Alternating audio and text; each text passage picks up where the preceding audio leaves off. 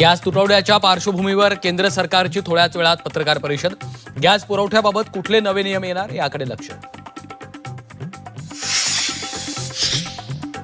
Gas टंचाईत देशवासियांना काहीसा दिलासा। भारताचं शिवालिक गॅसवाहू जहाज होर्मुझमधून भारताच्या दिशेने रवाना।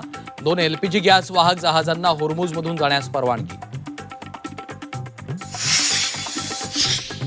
संपूर्ण इराण उद्ध्वस्त करून टाकू, डोनाल्ड ट्रम्प यांचा इशारा। तर इराण लवकरच शरणागती पत्करणार असल्याचाही दावा।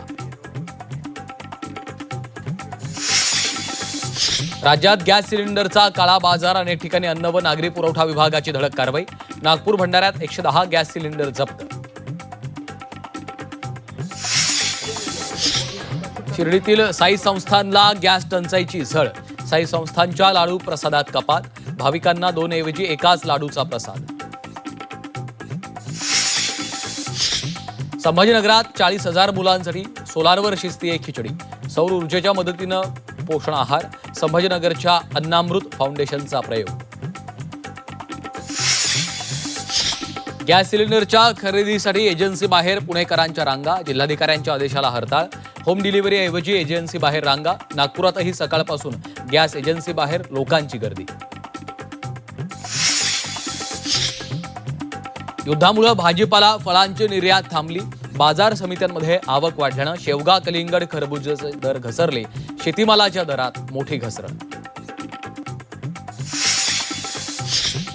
मोबाईल मार्केटलाही युद्धाचा फटका। 25,000 कोटींचं नुकसान होण्याचा अंदाज। इराणकडून होर्मुझची सामुद्रधुनी बंद।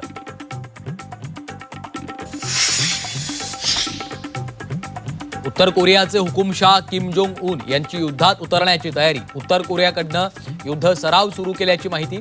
शनिवारी समुद्रात 10 बॅलिस्टिक मिसाईल डागत केली चाचणी।